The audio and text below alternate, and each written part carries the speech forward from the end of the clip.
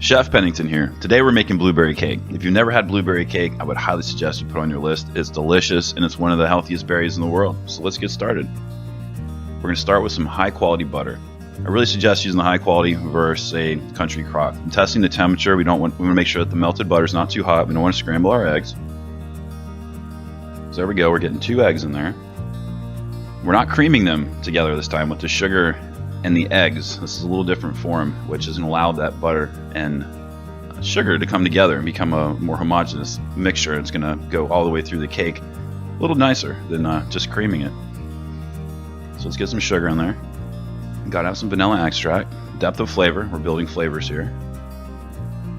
And as you can see there will be a printable recipe card on the website with all the instructions and the measurements.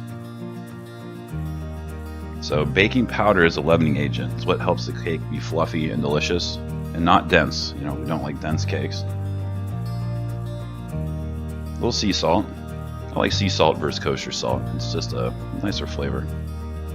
Cinnamon really perfumes the cake. It's going to put good flavor all the way through it. However much you like for the cinnamon, really just a matter of preference.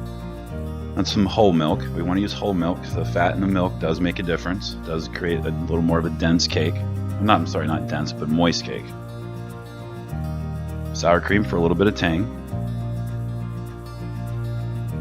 Then a little bit of turbinado sugar for extra sweetness. And then some natural sweetness, some delicious honey. Then we're going to start mixing everything together. Add your flour, your baking soda, salt, and baking powder. And once you get things going for a little bit, you're going to want to stop the mixer and scrape down the sides because you will get some flour that ends up there on the sides and in the base. Alright, and we're going to use a bundt pan.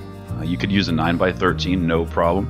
The recipe converts nicely for that. And then we're going to use a little turbinado sugar. This is going to give us a little texture on the outside of the cake. You could use regular sugar too, no problem. Turbinado sugar is pretty cool. I'm using fresh berries here. You could use frozen. I like starting with some at the bottom. It's going to help with our presentation. And then we're going to layer them. A lot of them are going to float towards the top, but we do get some stuck throughout, which is nice.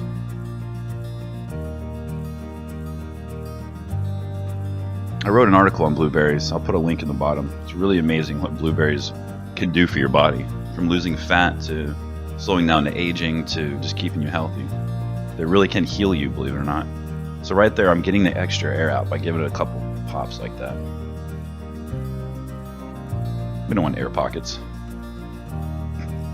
Alright, we're going in the oven 350 until it's done. It's about 35-45 minutes. And there we go, folks. This is a really delicious cake. I highly suggest it. There you go. That's the website address. You'll get a printable recipe card. And take care, folks.